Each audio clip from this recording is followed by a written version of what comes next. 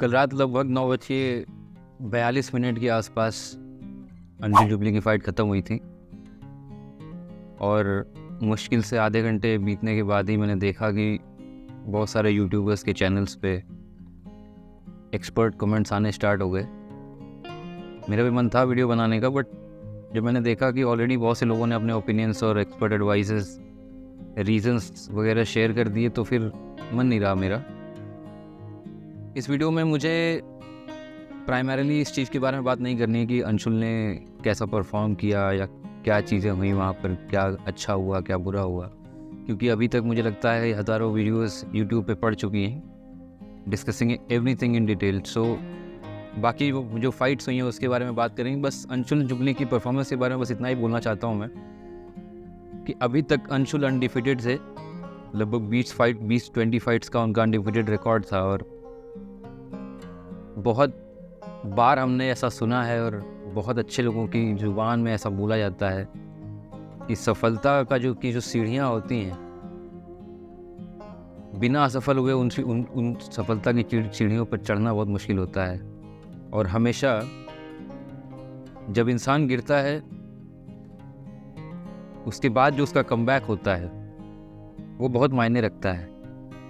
सो हम सब जितने भी लोग हेट कमेंट्स लिख रहे हैं और उनकी जो पॉडकास्ट में उन्होंने बातें बोली, उन पे जाकर के जो गलत चीज़ें जो लोग लिख रहे हैं और बोल रहे हैं, उन सब के लिए एक ही चीज़ मैं बोलना चाहूँगा, इसलिए मैं ये टी शर्ट भी पहन के बैठा हूँ। सो ये है आपके लिए मेरा मैसेज। हम सारे इंडियंस जो MMA को समझते हैं, जो जानते हैं अच्छी तरह से, उन सबको पता है कि वहाँ पे क्या हुआ है और रीज़न क्या था। सो बहुत ज़्यादा इस बात को स्ट्रेच ना करते हुए बस इतना बोलना चाहता हूँ कि हम सभी अंशुल के साथ हैं। हमें उन पे गर्व है। एक इतने टफ ओपोनेंट के अगेंस्ट उन्होंने 2 राउंड्स जीते, इतना अच्छा परफॉर्म किया। जो पॉजिटिव्स हैं उनको लेके आगे बढ़ना चाहिए और आने वाली जो फाइट्स हैं उनकी, उसके लिए उन्हें और जम के तैयारी करनी चाहिए। So we all love you Anshul, thank you so much for representing India. और इतना बड़ा रिस्क आपने लिया अपने देशवासियों के लिए, उसके लिए we are really thankful and we are really grateful. So thank you so much.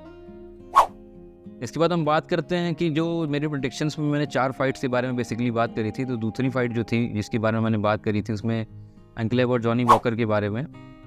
तो उस फाइट में क्या हुआ कि थोड़ी ही देर बाद, आई थिंक पहला ही राउंड चल रहा था, एंक्लेव टेक डाउन करने की कोशिश में उन्होंने जॉनी वॉकर को नॉक डाउन कर रखा था, नीचे ज़मीन पे टेक डाउन कर रखा था, और उसी दौरान उन्होंने अपनी एक जो नी है उसको जॉनी वॉकर के सर पे दे मारा। और उसके बाद तुरंत ही उसको रेफरी ने वहाँ पे मैच रोका और डॉक्टर को बुलाया गया और डॉक्टर ने जॉनी वॉकर से पूछा कि वेयर आर यू, तुम अभी कहाँ पर हो। तो जॉनी वॉकर ने बोला कि I am in the desert, that's what Dana White has confirmed as well. जिसके बाद डॉक्टर को ऐसा लगा कि he is not in a very good position and condition to fight, और वो फाइट वहीं पर रोक दी गई और इसको नो कंटेस्ट बोला गया। मेरा प्रेडिक्शन ये था कि इस फाइट को एंक्लेव जीतने वाले थे और ऐसा लग भी रहा था, क्योंकि कंडीशनिंग वाइज भी अगर हम देखते तो एंक्लेव ज़्यादा बेटर कंडीशन लग रहे थे, ज़्यादा बेटर कंडीशन में वो दिखाई दे रहे थे उस फाइट में। सो रिजल्ट कुछ भी होता, अभी कुछ भी बोलना सही नहीं है, कुछ भी तरह जा सकती थी fight, but that was my prediction, so I will stand with that. उसके बाद मैंने प्रेडिक्ट ये किया था कि कमारू उस्मान वर्सेस हमजा चिमाएव की जो फाइट थी वो ग्राउंड पे ख़त्म होगी। मुझे ऐसा लगा था कि कमारू उस्मान शायद इस फाइट के बाद अब शायद और ज़्यादा कंटिन्यू नहीं करेंगे अगर वो ये फाइट हार जाते हैं, बट ऐसा नहीं हुआ। So I am really hopeful कि उन्हें शायद he will make his comeback to welterweight and maybe do a couple more fights there. But जो उस बंदे ने जज्बा जो दिखाया है वो काबिल तारीफ़ है, दैट इज़ प्रेज वर्दी, क्योंकि शॉर्ट नोटिस पे आना और इस तरीके का परफॉर्मेंस दिखाना, वो भी एक ऐसे ओपोनेंट के अगेंस्ट जो अपने प्राइम में चल रहा है, जो अभी तक अनडिफिटेड है और जिसने ऑलमोस्ट स्मैश कर रखा है अच्छे ओपोनेंट्स को। तो ये दिखाता है कि काफ़ी अच्छा उस बंदे का जो चैम्पियनशिप मेंटालिटी है, उस चीज़ ने बहुत अच्छा पुट इन किया। उस बंदे के एक्सपीरियंस ने बहुत ज़्यादा उस चीज़ में पार्ट प्ले किया है। So it was a good match to watch, बहुत ही मज़ा आया। 3 राउंड तक चला वो मैच और इवेंचुअली डिसीजन में मेजॉरिटी डिसीजन था ये भी एक तरह से बोल सकते हैं कि एक तरफा जीत नहीं थी हमजा चिमाएव की, लेकिन काफ़ी अच्छा डोमिनेंट परफॉर्मेंस है दोनों की साइड से। अच्छा लगा वो मैच देख करके। लास्ट में आते हैं उस मोमेंट पे, कल रात का वो मोमेंट जो आई थिंक बहुत सालों तक याद रखा जाएगा।